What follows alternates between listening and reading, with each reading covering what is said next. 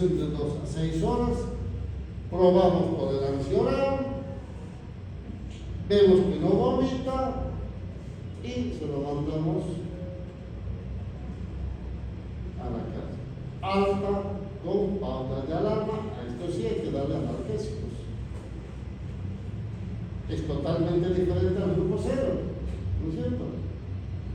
Pero fíjense ustedes que ya estamos manejando de otra manera este grupo de TGLB.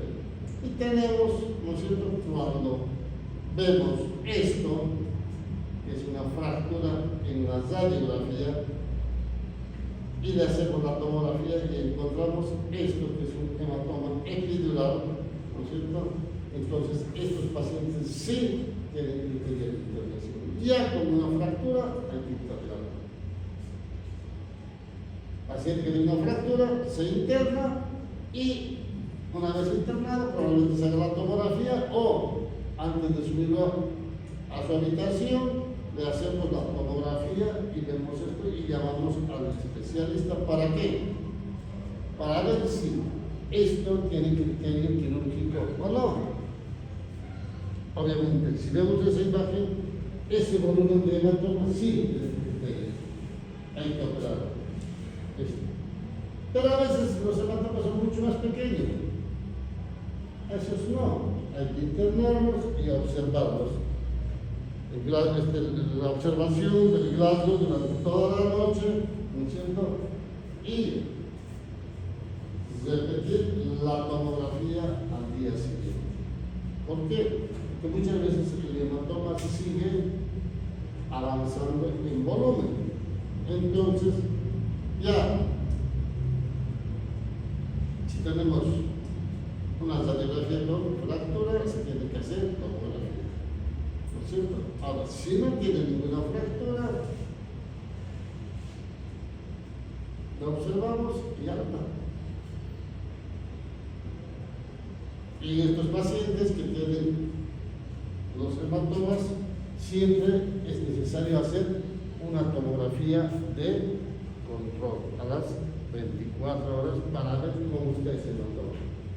Si el hematoma no creció, el paciente está bien, ¿no es cierto? Se le puede dar de alta porque ya sabemos que no va a aumentar más el volumen. Más bien se va a reabsorber en los próximos días. Ahora, si vemos que aumentó, entonces seguiría sangrando y llegaremos a que un paciente que tenía un pequeño hematoma y aumentó este volumen, seguramente la conducta va a cambiar. Tiene que ser operado. Entonces ya estos pacientes que van a ser intervenidos ya dejan de ser TGLB. ¿No es cierto? Por eso es importante tomar en cuenta este tipo de cosas para cuando tengamos que manejar un paciente con TGLB regularmente. Porque la gran mayoría de los pacientes que van al hospital con un trauma de cráneo son TGLB. Hay muy pocos los que van con TEC severo o TEC grave, son los accidentados, ¿no es cierto? Pero la gran mayoría son TEC severo. Así como la cefalea, la consulta más frecuente o la lumbalgia más frecuente. El TGLB es el más frecuente. Por eso que tenemos que aprender a manejar el protocolo. Bien, entonces ya sabemos que, ¿no es cierto? Una vez hecha la radiografía, vemos la tomografía y si vemos que está bien, bueno, damos el auto. Ahora, tenemos al grupo 2, ¿no es cierto? Al grupo 2. En esto el paciente ya está confuso, ya no está bien, ya no está orientado en las 3 esferas, en tiempo, persona y espacio. Está desorientado, pues, fundamentalmente más que en persona y en tiempo. El Glasgow ya es 14. O sea, ya es totalmente diferente, ya no tiene 15. Pero el paciente aún, ¿no es cierto?, a pesar de eso, no tiene déficit neurológico. Está bien el paciente.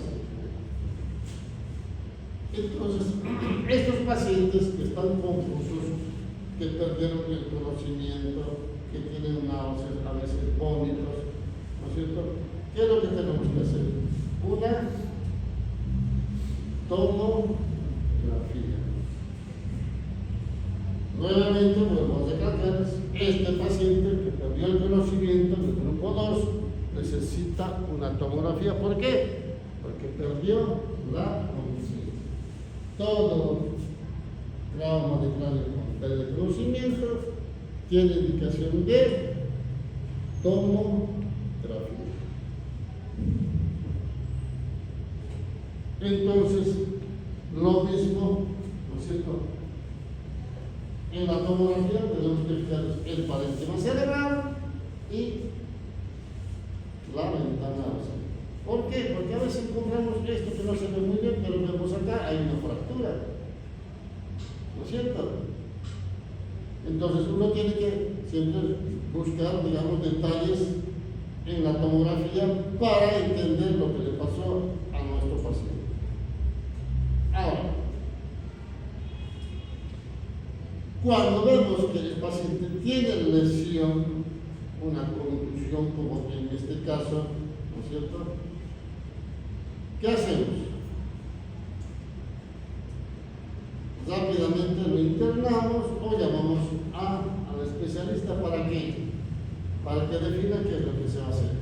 Obviamente se lo interna y se avisa que está este paciente internado con estas características. Y obviamente actualmente como que las imágenes ya prácticamente se transfieren, ¿no es cierto?, al médico para que vaya viendo.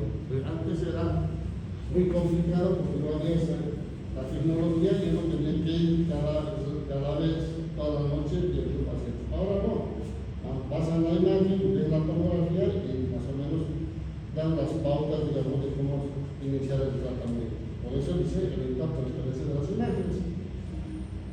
Ahora sí, tiene fractura, pero no tiene ninguna lesión. Lo mismo, hay que repetir, tomografía a las 24 horas. Y mucho más si el paciente está con aliento alcohólico, con drogas, o el paciente anciano que toma antiagregantes. ¿Cuáles son los antiagregantes que habitualmente se indican? ¿Cuál? Aspirina, ¿qué otra cosa?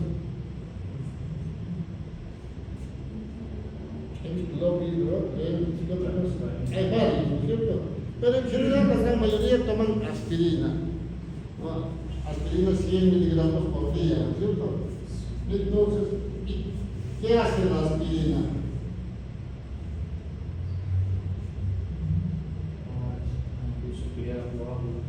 ¿Ah?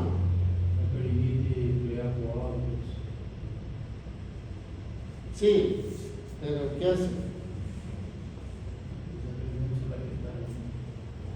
¿Cómo actúa en la cascada de evacuación? Tienen que saberlo. Porque si no saben cómo van a dar. Porque el vecino le dio aspirina y yo también le doy. No. Pero entonces fíjense que cuando yo veo que tiene esos factores, yo tengo que repetir la tomografía. Aún si el paciente no, ya con la sola fractura, tengo que repetir. Entonces, debo tomar en cuenta esto que al principio hablamos. El grupo 0 y el grupo 1 más los factores de riesgo, como ser coagulopatías, consumo de alcohol y drogas, déficit, epilepsia, mayores de 60 años, los postquirúrgicos, ¿no es cierto? Estos sí tienen criterio de realizar una tomografía. Entonces, por eso que uno tiene que entender todas estas cosas. Cuando hablamos de coagulopatías, en general son pacientes que tienen, ¿no es cierto?, con la enfermedad de von Willebrand, hematología ya llevamos, ¿no es cierto? Esto, cirrosis, los pacientes que toman alcohol, alcohólicos, ¿no es cierto?, alteran la cascada de coagulación. Los pacientes que consumen droga, ¿qué es lo que pasa? ¿Qué dijimos que pasa?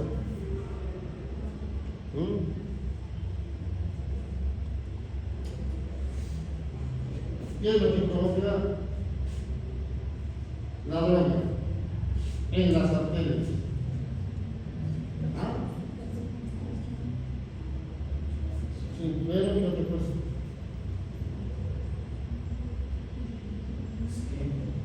No, hablamos mucho de esto. Es lo que pasa, que ustedes lo estudian, no prestan atención, provoca las vasculitis, ¿no es cierto? Y las vasculitis pueden provocar vasoconstricción o sangre, ¿no es cierto? Entonces tenemos que entender de esta manera. Por eso es que le pedimos tomografía, ¿no? Porque está escrito en la diapositiva. Tenemos que entender de por qué vamos a pedir. Siempre tenemos que entender ya de una enfermedad, y en la enfermedad tenemos que hablar de la fisiopatología. ¿Y cuál es la fisiopatología? De por qué se presenta esta enfermedad, por qué quiere esto. Esa es la fisiopatología. Ustedes ya llevaron fisiopatología.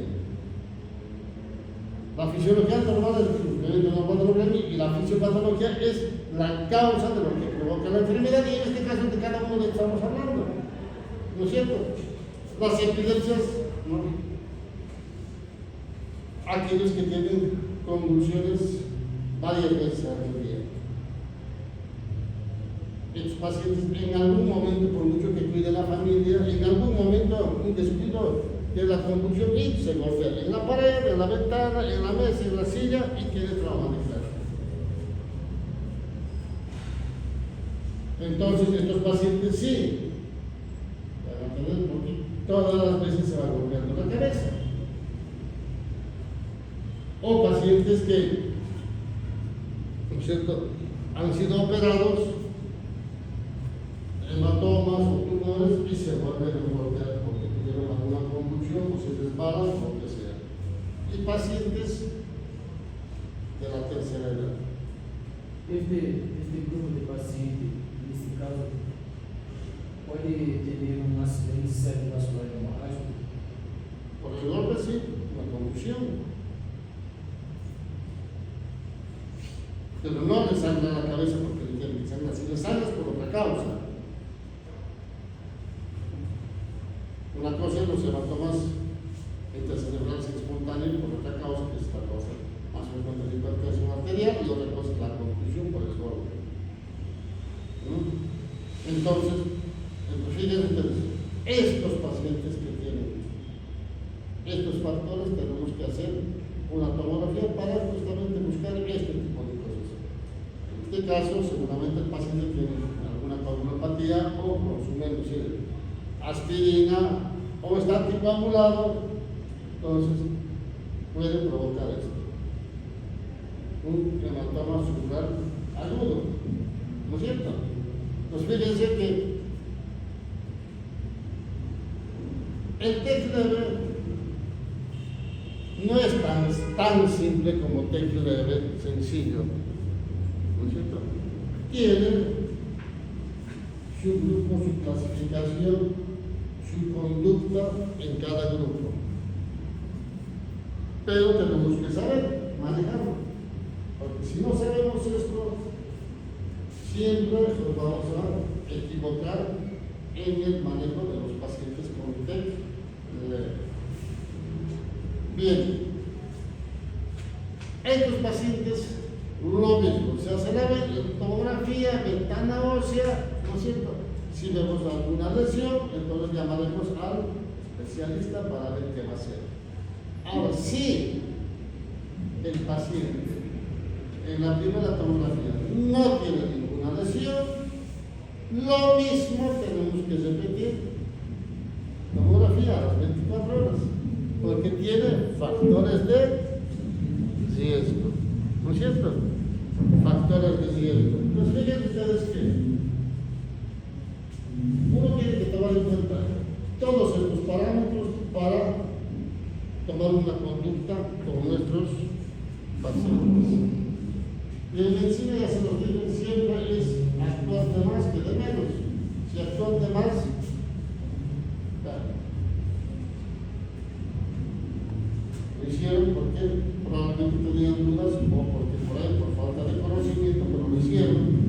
Es peor no hacerlo, que si no lo hacen y el paciente se complica, es un error. Siempre yo digo, en medicina es mejor actuar de más que de menos. Siempre. No les van a criticar porque actúan de más, pero sí les van a criticar porque actúan de menos. Bien. ¿Alguna pregunta hasta acá, jóvenes? ¿Está todo claro? ¿Seguro? ¿Sí? Estos son los porcentajes de riesgo y recuerden esto. Uno siempre tiene que fijarse en esto. Fíjense. Esta línea no debe existir ahí. Es una fractura. En este caso, ¿tiene que hacer cirugía o no? Si no tiene hematoma, no, porque las fracturas no son quirúrgicas en Australia. Si tiene una fractura, no, ¿por qué vamos a hablar de la fractura? Ahora, si tiene una fractura, un hundimiento es otra cosa. Tenemos que separar porque está afectando el cerebro. Ahora, si tiene una fractura más un hematoma, sí, dependiendo del volumen del hematoma, dicen por mayor a 25 ml hay que operarlos. Pero si es menos, nada, hay que observarlos. Nada, simplemente observarlos. ¿Y la presión intracraniana? ¿Cómo? ¿No aumenta la presión intracraniana? Si no está lesionado el cerebro, no. Seguramente va a aumentar un poco, probablemente sí, pero para eso está internado y está en observación.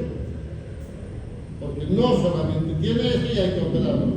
Obviamente, si yo pienso y miro esto, fíjense, tiene acá, tiene acá, tiene acá, esto es una fractura de base de cráneo.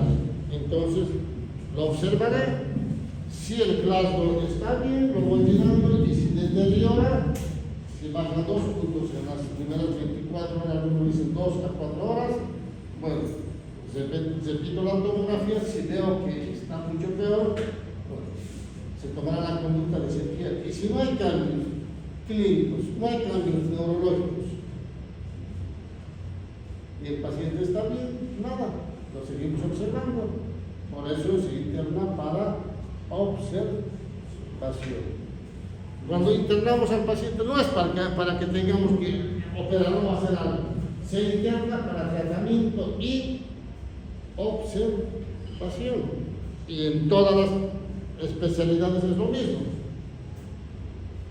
No es que se tiene que, no, se observa, se hace tratamiento y se observa.